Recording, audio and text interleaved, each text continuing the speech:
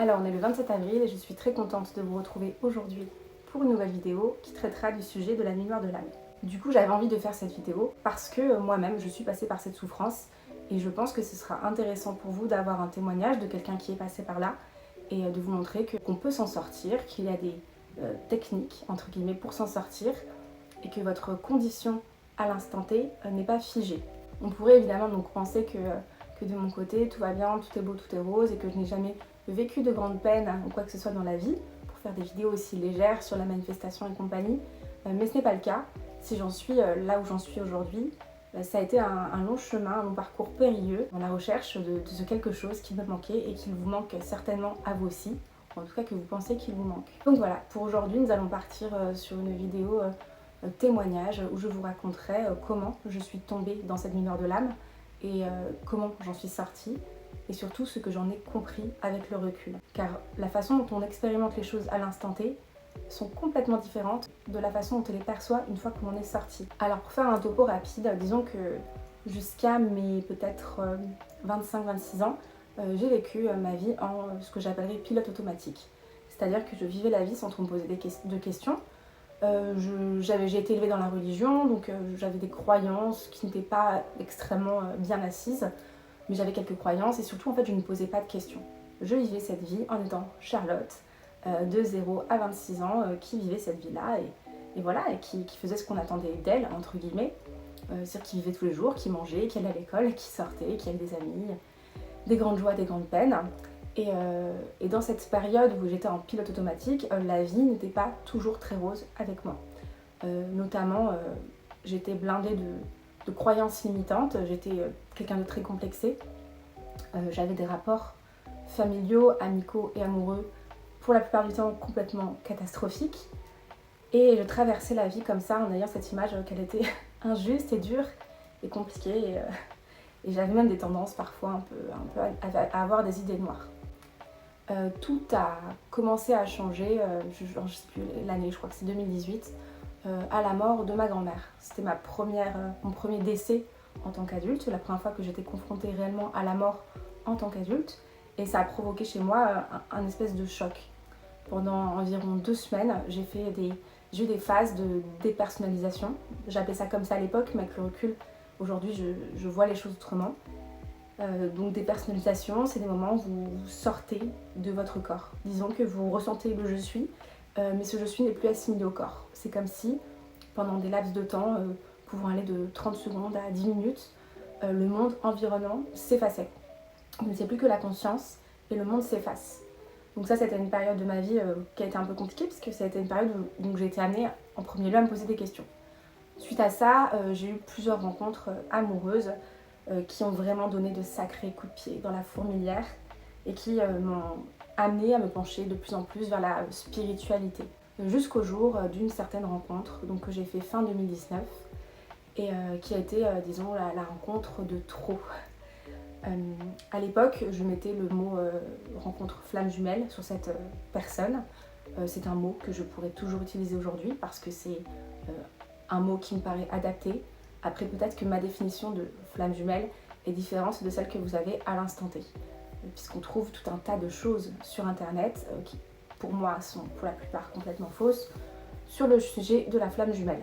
Toujours est-il que rencontre avec cette personne, compliquée, bien évidemment, jusqu'au jour où la complication de trop, ce jour-là, je suis tombée dans ma nuit noire de l'âme. Voilà.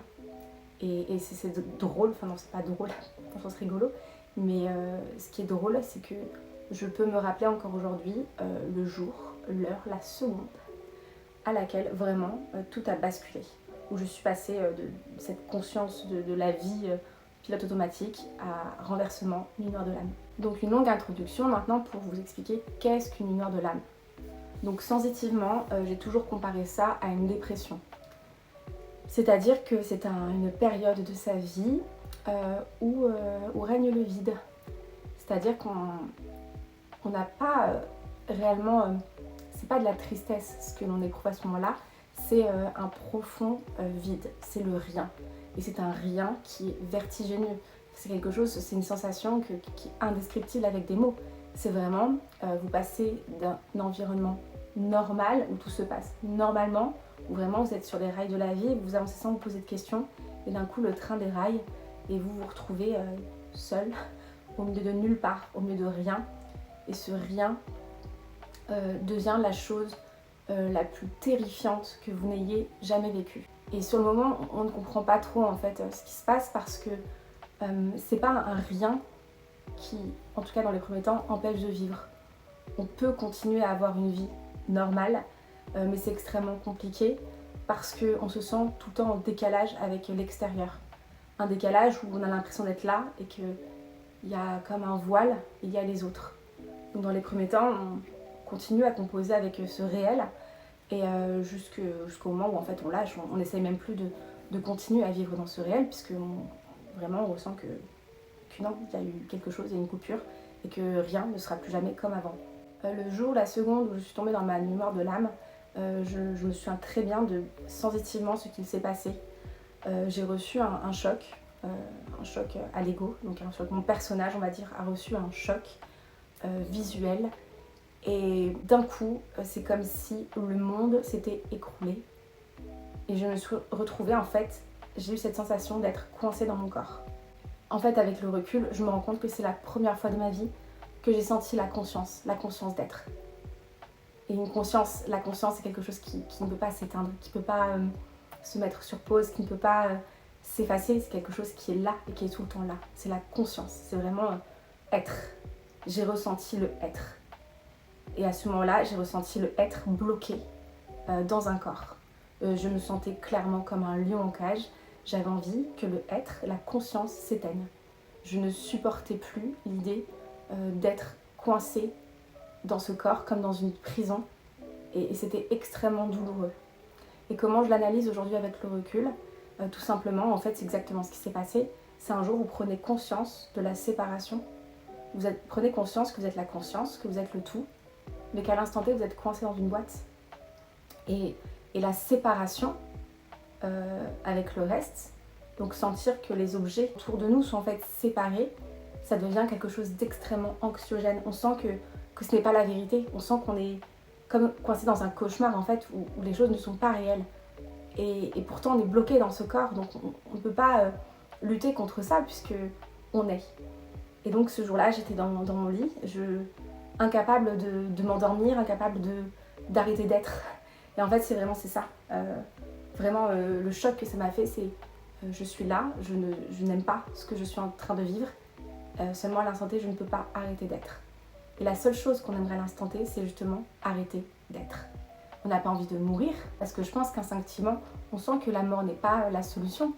On sent que la mort du corps physique n'a rien à voir avec cette conscience d'être qui est là en permanence et qui est douloureuse en fait. On sent que la mort du corps physique n'a rien à voir avec ça, intuitivement je parle, que le corps physique pourrait mourir, la conscience serait toujours là et elle resterait séparée. Et c'est ça qui est extrêmement perturbant parce qu'il n'y a pas d'issue en fait. On n'a pas envie de mourir, on n'a pas envie de vivre, on a envie juste que la conscience s'arrête.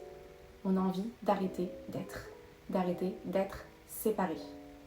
Et les mots que j'utilise quelque part ne sont pas sans sens puisque justement dans ce parcours de flammes jumelles, peut-être que je referai une vidéo à ce sujet puisque des gens arrivent encore sur ma chaîne vis-à-vis de ce parcours et il est tellement mal compris sur internet, tellement mal expliqué que je me dis c'est dommage que du fait que je pense en avoir une bonne compréhension, je n'en parle pas davantage. Mais c'est un sujet pourtant duquel j'aurais aimé m'éloigner puisque ce qu'il est très connoté, bref, peu importe. La relation flamme jumelle, la lumière de l'âme, elle est induite à cause de la séparation. Et la seule chose qu'on pense qui pourrait nous sortir de cette nuit noire, c'est ne plus être séparés. Et c'est exactement ce qui s'est passé, mais à un point de vue beaucoup plus intime, beaucoup plus profond. La douleur, elle vient de la séparation, de la conscience séparée en fait. De la conscience séparée et bloquée dans un corps. Il y a une phrase de Neville Goddard que j'ai lue hier et qui, à mon sens, explique très bien en fait cette analogie. En parlant de la Bible, l'homme doit voir cette histoire comme une mise en scène psychologique plutôt que comme un énoncé d'un fait physique. Et c'est exactement ça. La nuit noire de l'âme, le parcours de flamme jumelle, il ne faut pas le voir comme un énoncé physique, mais une mise en scène psychologique. c'est une mise en scène. Les protagonistes de cette histoire sont là pour énoncer un enseignement psychologique. C'est pas une histoire premier degré, c'est une histoire qui est à prendre au second degré. Donc me voilà coincée dans cette lumière de l'âme qui a duré un long moment. Alors comment on vit quand dans une lumière de l'âme? C'est horrible, c'est-à-dire que dès qu'on ouvre un œil le matin, la première chose que l'on pense, c'est « Ah, je suis encore coincée. Je suis encore coincée dans ce monde séparé. J'ai encore une vie à vivre. Il faut encore que je fasse des choses. Il faut encore que je sois cette personne avec son lot de choses à faire dans la journée, de conversations à avoir, bref, de travail à faire. Et c'est horrible, c'est complètement horrible. La chance que j'ai eue à ce moment-là de ma vie, c'était que moi je travaillais à mon compte et j'avais encore le loisir de pouvoir organiser un petit peu mes journées comme je le voulais. Et vraiment ça a été salvateur parce que si j'avais travaillé en entreprise à ce moment-là, je pense que je me serais fait renvoyer ou je sais pas, j'aurais posé un arrêt maladie, mais les choses se seraient passées complètement différemment. Là j'avais la chance de travailler à mon compte, donc je pouvais encore un peu organiser mes journées, mais c'était compliqué parce que même à mon compte, mes clients attendent des rendus, attendent des éléments, et donc au bout d'un mois il faut bien travailler, mais alors quand vous allez travailler pendant une heure de l'âme, le cœur n'est pas lourd, il est waouh, c'est fois 1 milliard. Pendant cette période, je pouvais rester des heures allongée sur mon lit, fixer le plafond et à me dire quand est-ce que ça s'arrête, quand est-ce que ça s'éteint là-dedans, quand est-ce que la conscience va s'arrêter. Parce que quand vous êtes dépossédé de ce goût de vivre, on va dire, vous vivez chaque seconde. Vraiment, vous vivez chaque seconde de la journée. Et je me souviens avoir eu des pensées telles que waouh, je sais pas quel âge j'avais à l'époque, 29, 30 ans. J'ai 30 ans, la moyenne d'âge à peu près c'est 80 ans. Donc là, il me reste 50 ans à vivre comme ça, à peser chaque seconde de ma journée et de ma vie. C'est une sensation horrible, vraiment c'est une sensation horrible. Et donc pendant cette période, la seule chose que je pouvais faire, c'était chercher comment sortir de cet état-là. C'est une période où on consomme, comme là certainement vous faites, beaucoup de contenu sur internet, de chercher. Alors l'erreur qu'on fait généralement, c'est qu'on cherche comment se réunir à sa flamme jumelle. Enfin, c'est-à-dire que je veux remettre les choses dans leur contexte. Personnellement, je suis arrivée sur ce parcours d'éveil, dans cette lumière de l'âme, par le biais de ce que j'appellerais ma flamme jumelle, entre guillemets. Ce que je veux dire maintenant, c'est que ce n'est qu'un biais parmi tant d'autres. Il y a beaucoup de façons différentes d'arriver au même endroit. Tous les chemins mènent à Rome, comme on dit. Vous voyez ça un peu comme un livre, vous savez, les livres où vous avez une situation, vous pouvez prendre plusieurs chemins et ça débouche sur d'autres histoires, mais à la fin, toutes se rejoignent au même endroit. C'est un peu ça en fait, un parcours d'éveil. On arrive via un biais. Alors moi, je ne sais pas pourquoi, j'y suis arrivée via ce biais de flamme jumelle, mais il y a plein d'autres chemins pour partir de là. Ceci étant dit, ce que je veux dire, c'est qu'à la base, on cherche des solutions dans le problème qui nous a amenés sur cette voie-là. On pense que le problème a une solution. On ne se rend pas compte en fait que la solution, elle est beaucoup plus au global. Elle n'a rien à voir avec le petit problème incarné en fait. Là encore, l'histoire physique qui se raconte. Donc on consomme beaucoup de contenu, comment je peux me réunir à ma flamme jumelle par-ci, flamme jumelle par-là, et lui et l'autre et machin et truc. Et j'ai eu la chance, en tout cas dans mon parcours d'éveil, de tomber sur des bonnes personnes, on va dire, qui m'ont aiguillée vers la vraie voie.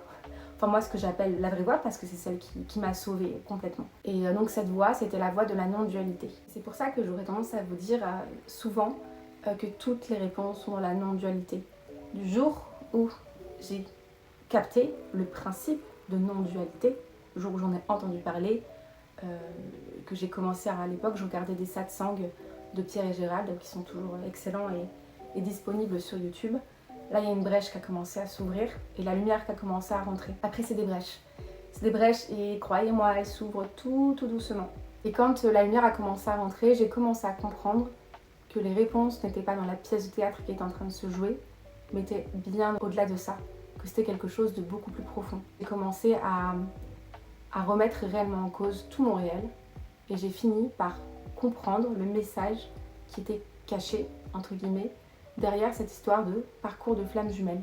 j'ai commencé à comprendre l'analogie qui était faite. Et c'est du jour où j'ai compris ça en fait, que pas mal de choses se sont débloquées. Et le problème est que l'attachement à la personne est très forte. Et cet attachement est en miroir d'ailleurs à l'attachement qu'on a à notre propre personnage, donc à notre ego.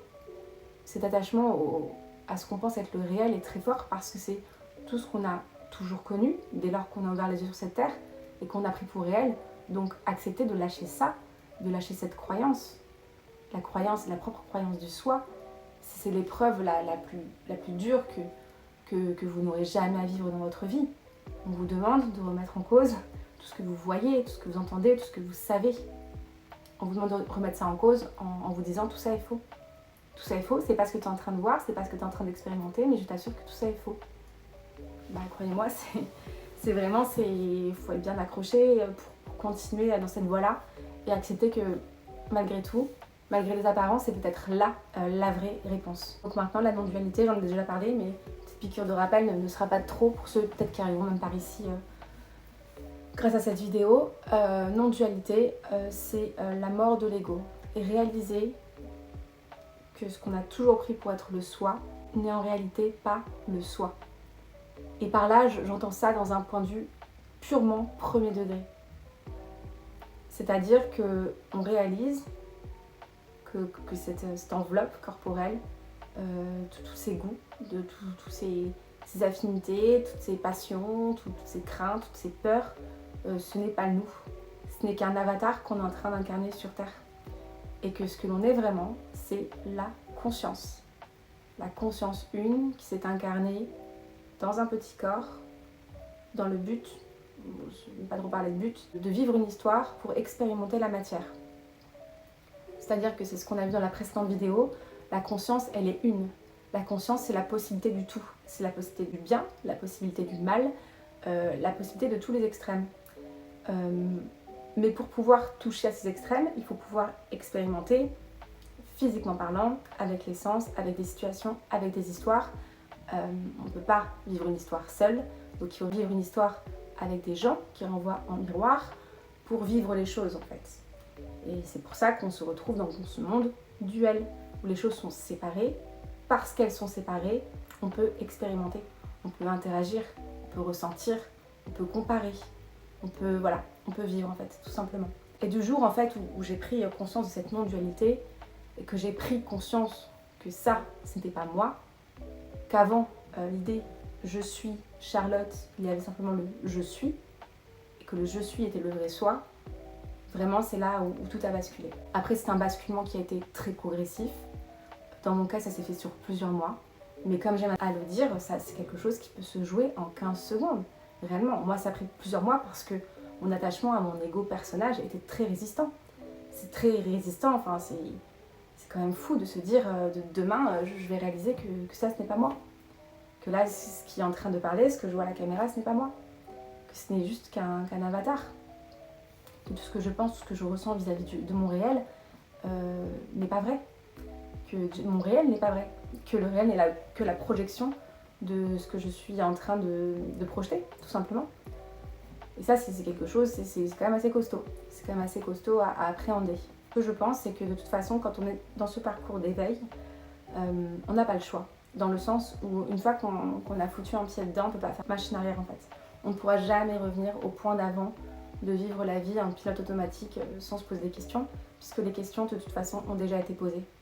Une fois qu'elles ont été posées, on ne peut pas repartir sans les réponses, tout simplement. Et donc c'est un chemin qui a été progressif et qui a été douloureux, parce que tous les jours, malgré le fait qu'on ait la connaissance maintenant de la vérité, on est quand même chaque jour confronté à la 3D. La 3D qui vous renvoie un message complètement différent de vos nouvelles croyances. Et c'est ça qui vous challenge au quotidien. Vous continuez à prendre la 3D pour réelle. Le problème, c'est que plus vous prenez la 3D pour réelle, plus elle se matérialise selon les projections que vous en faites. Et c'est un petit peu le serpent qui se mord la queue. Mais ça, c'est un sujet sur lequel je reviendrai plus tard parce que c'est un sujet encore à part entière. Mais toujours est-il que c'est très long et douloureux parce que chaque jour, on se bat avec ce personnage qui veut toujours revenir, toujours.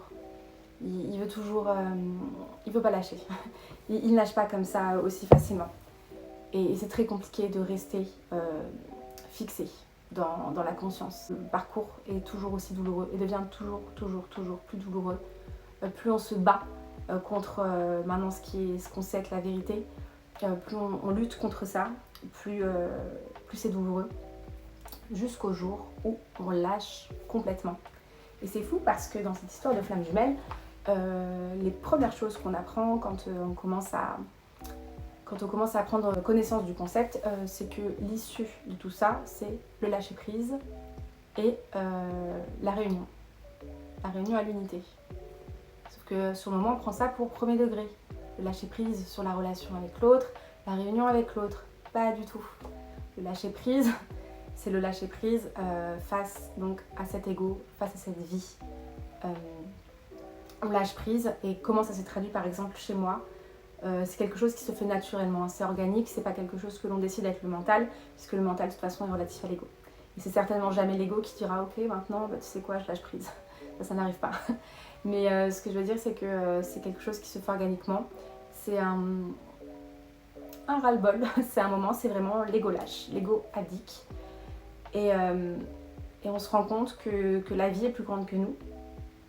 Et à ce moment-là encore, quand c'est arrivé, je ne prenais pas encore conscience à quel point la vie était moi.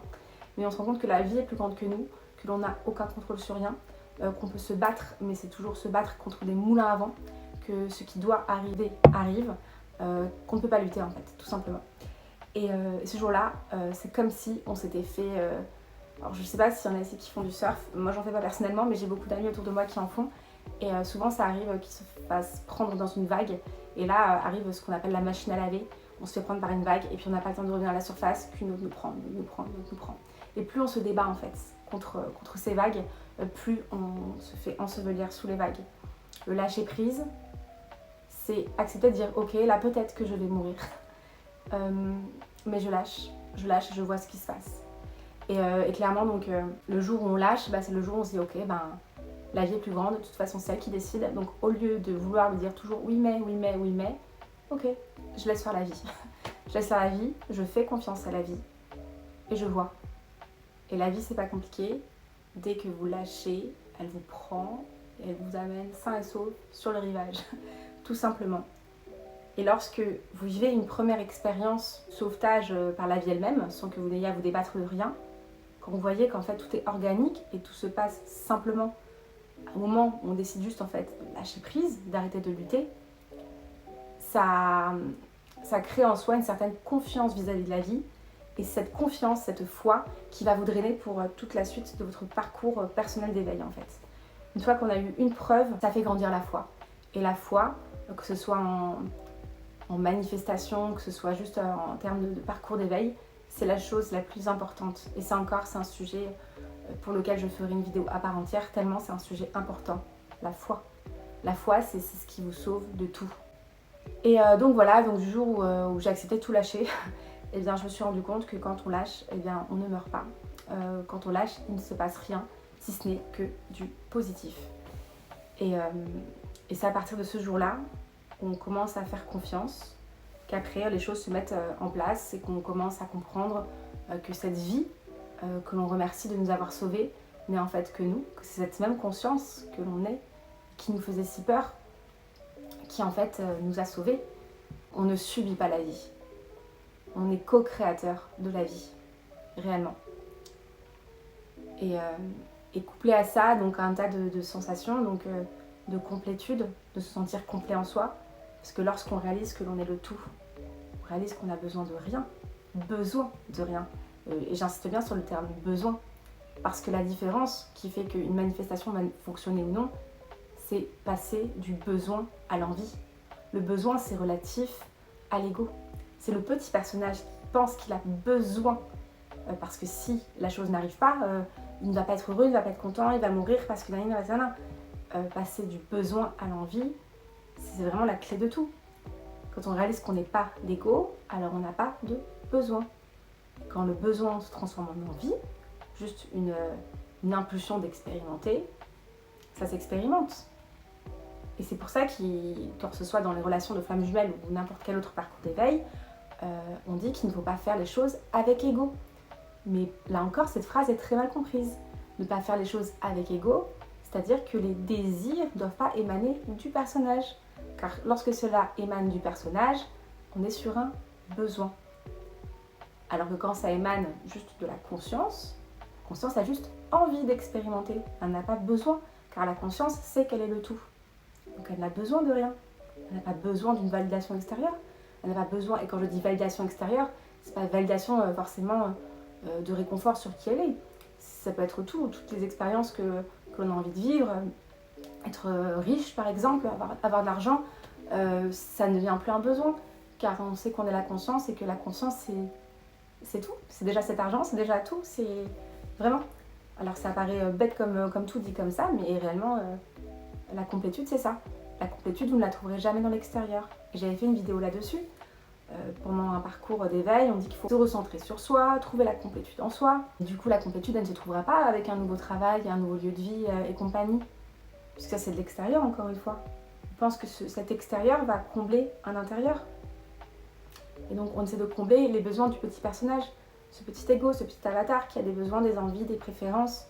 La conscience n'a pas de préférence. Et c'est là où vous vous sentez réellement une sécurité intérieure. Quand vous savez que vous êtes le tout, vous n'avez plus besoin de rien. Quand vous savez que vous êtes le tout, il n'y a plus rien qui puisse vous faire peur. Vraiment. Et donc c'est comme ça, personnellement, que je suis sortie de ma lumière de l'âme. Et vraiment, cette chose-là s'est fait vraiment progressivement. C'est-à-dire que quand j'entendais parler de l'éveil spirituel, je m'étais dit un jour, ça va me tomber dessus comme la foudre.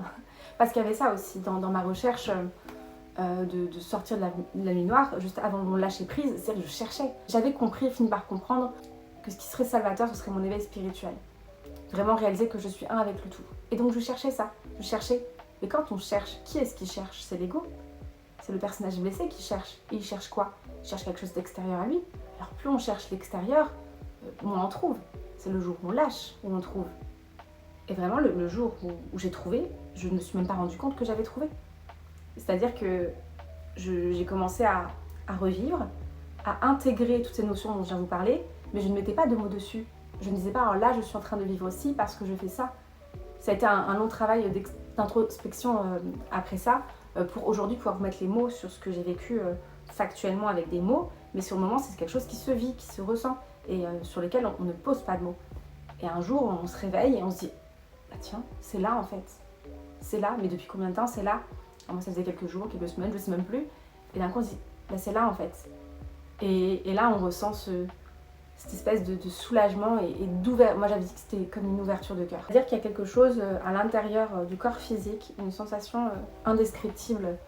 Je vais essayer de la décrire du mieux que je peux. Mais moi, je dis une ouverture de cœur, c'est on sent au niveau du plexus que ça s'ouvre. Et vraiment, je sais pas ce que je viens de faire là. Bref, ça s'ouvre et vous ressentez à l'intérieur le tout. Voilà, je n'ai pas d'autres mots pour décrire. Vous ressentez le tout. Et c'est une sensation qui est vraiment, c'est inimaginable. C'est indescriptible. Et c'est la plus belle sensation au monde. Vraiment. Et donc c'est comme ça que je suis sortie de ma lumière de l'âme. C'est le jour où j'ai arrêté de vouloir chercher dans l'extérieur, dans la spiritualité, dans le retour de mon autre, dans un métier, un meilleur lieu de vie, des amis, plus ceci, plus cela. Le jour où j'ai arrêté de chercher dans les besoins de mon personnage, où je me suis juste ouvert à la vie, tout en sachant que j'étais la vie, c'est là que tout s'est débloqué. Aujourd'hui, comme je vis les choses, c'est-à-dire que j'expérimente toujours la matière, j'ai toujours des envies en fait. Parfois j'ai une envie qui me vient et bam, je la matérialise comme ça, parce qu'une fois qu'on sait que l'on est le tout, qu'on a vraiment conscience, que c'est quelque chose d'ancré, que c'est pas juste une croyance, vraiment les choses se manifestent comme ça, aussi rapidement que cela, vraiment. Et c'est vraiment toutes les stades que j'aimerais pouvoir vous expliquer à travers cette chaîne, parce que quand je vois la souffrance dont certains sont victimes et que je sais, je connais cette souffrance, que je sais qu'il est possible de l'outrepasser et que je connais ce qu'il y a derrière en plus, je n'ai qu'une envie, c'est de partager ça avec vous, réellement. Parce que c'est voilà, c'est indescriptible et c'est vraiment ce que je souhaite à absolument tout le monde. Donc voilà, cette vidéo a été un peu plus longue que les précédentes que j'ai faites. J'espère qu'elle aura pu en aider, en aiguiller certains. S'il y a une chose que je peux vous conseiller, c'est vraiment juste Il y a toujours une phase d'intégration des informations qui est nécessaire, donc faire des recherches, lire des livres, écouter des podcasts, regarder des reportages. Dans les choses qui m'ont aidée, donc il y a les 7 sangles de Pierre et Gérald, Neville Goddard, que je n'ai pas rencontré à cette époque, mais si je l'avais rencontré à cette époque, rencontré son enseignement, je veux dire, je sais que ça m'aurait aidé aussi. Il y a les films Samadhi sur YouTube, il y a 3 parties, les 3 incroyables. Voilà, il y a toujours une phase, donc on apprend des choses, on se renseigne, et après la phase d'expérimentation. Que l'on repousse, hein, on la repousse très longtemps. L'ego n'a pas envie d'expérimenter ce qu'il est en train d'apprendre. Il apprend, il dit ah ouais, c'est génial, c'est le but, mais à appliquer dans la matière, il est beaucoup plus résistant. Renseignez-vous, ouvrez votre conscience, ouvrez votre champ de conscience à quelque chose de plus grand. Et après, lâchez prise. Arrêtez de regarder des vidéos flammes jumelles, arrêtez de regarder des tirages de cartes. Tirage de cartes, c'est relatif à l'ego aussi. Ça existe, hein. C'est quelque chose qui est vrai, qui fonctionne, et qui est valable pour votre personnage à l'instant T. Quel est l'avenir de ce petit personnage tant qu'il est avec ces caractéristiques-là? On peut prédire l'avenir d'un personnage, bien sûr, mais vous n'êtes pas le personnage. Donc tirage de cartes, ça ne nous aidera pas. Ça ne nous aidera qu'à conforter la croyance que le petit personnage est réel. Sortez de là, sortez de la spiritualité, vivez. Et c'est drôle parce qu'on dit aussi que ce qui aide, c'est être dans le moment présent. On parle beaucoup du livre Le pouvoir de l'instant présent. Moi, je ne sais pas ce que c'était de vivre dans l'instant présent jusqu'au jour où on l'expérimente. Et c'est juste le jour où, comme je vous dis, on lâche prise. Et quand on lâche prise, on est. C'est-à-dire qu'on se réveille tous les matins en se disant qu'est-ce que la vie va m'apporter aujourd'hui. Voilà, je suis prête à vivre toutes les expériences que la vie va m'apporter aujourd'hui. Et quand on a une telle confiance comme ça en la vie, que la vie est soi, on ne vit que des choses extraordinaires en fait. Vraiment. Et on ne se sent plus jamais vide. Là, je suis en train de mentir un petit peu quand je dis plus jamais parce qu'évidemment, la 3D, l'environnement 3D semble tellement réel que même encore moi, hein, je suis là à vous dispenser mes bons conseils, mais bien sûr qu'il y a des jours où je retourne un peu dans mon ego, où je le reprends pour réel. Et souvent, c'est quand on est confronté à des tierces personnes que ça arrive, que ce soit d'un point de vue amical, amoureux, familial. Des situations qui nous triggerent un peu, des situations qui sont un peu bousculantes. Généralement, c'est ce genre d'émotions qui nous font rebasculer vers la 3D. C'est quand on se réassimile à ce personnage parce qu'on ressent ces émotions et on s'assimile à l'émotion au lieu de regarder l'émotion d'un point de vue extérieur et de la voir comme qu'une émotion qui arrive d'un petit avatar qui n'est pas nous. Vraiment. Donc c'est un chemin de longue haleine qui n'est même pas encore terminé pour moi aujourd'hui, mais qui, dans mon cas, a été, je pense, bien entamé. Et c'est pour ça que je me permets de vous dispenser ces conseils et de vous partager mon expérience. Parce que je sais, je suis certaine de la véracité de ce que je raconte. Je suis certaine que si vous suiviez réellement ces conseils-là, vous pourriez vivre aussi vous, la vie. Une vie simple en fait, une vie fluide. Une vie où tout ce qu'on a envie d'expérimenter s'expérimente. Juste par le simple désir de l'expérimenter, tout simplement. Une vie où on ne souffre plus jamais de la séparation parce qu'on sait qu'elle n'est pas réelle, que ce n'est qu'une illusion. Ça n'a rien à voir avec la séparation avec son autre. Et là encore, paradoxalement, c'est quand on lâche tout qu'effectivement l'autre revient, que quelque chose avec l'autre est possible. Parce que là encore, ce n'est plus un besoin, simplement une envie. Voilà, donc ce sera tout pour moi pour aujourd'hui. Enfin, ce sera tout, c'était déjà pas mal. Et on se retrouve très vite pour une nouvelle vidéo. Et d'ici là, je vous souhaite très bonne fin de journée et un bon week-end.